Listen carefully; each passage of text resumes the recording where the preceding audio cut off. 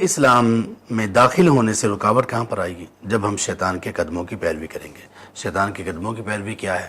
ہاں یہ چیز فرض ہے، لیکن کوئی بات نہیں، دل میں ایمان ہے نا، اللہ بڑا غفور الرحیم ہے، اللہ معاف کرنے والے ہیں، یہ بات سوچ کر جانتے بوجھتے ہوئے فرض کو چھوڑ دینا یا حرام کا ارتکاب کر لینا، یہ ہے وَلَا تَتَّبِعُوا خُطُوَاتِ الشَّيْطَانِ، یا مکروہات میں چلتے رہنا، مستحبات سے بہت دور رہنا، شیطان کے یہ قدموں کی پیروی ہے۔ خطوات الشیطان کچھ لوگوں کے لیے یہ ہوتے ہیں کہ وہ اسلام قبول کرنے میں ہچکچائیں، اس کا مطلب ہے کہ وہ شیطان کے قدموں کی پیروی کر رہے ہیں۔ کچھ لوگوں کے لیے شیطان کی قدموں کی پیروی یہ ہے کہ وہ فرائض میں کمی کوتاہی کریں یا محرمات سے بچنے میں کمی کوتاہی کریں۔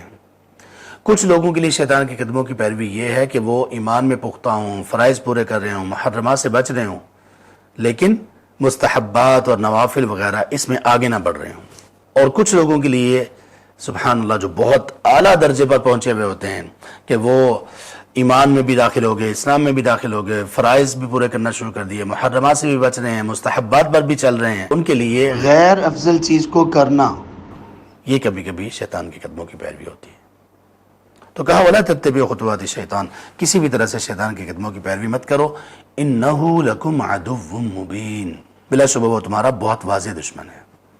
یعنی جو دشمن اتنا واضح ہے، اس کی دشمنی اتنی واضح ہے، ہمارے والد کے ساتھ اس نے کیا کیا اور اس کے بعد سے اس کے سارے کارنامے اللہ نے ہمیں بتا دیے اور نبی صلی اللہ علیہ وسلم نے ہمیں سکھا دیا، تو پھر وہ جب تمہارا دشمن ہے، واضح ہے، یہ کیوں کہا گیا؟ اس لیے کہا گیا تاکہ تم اس کو دشمن سمجھو، اس کو دوست نہ بناؤ۔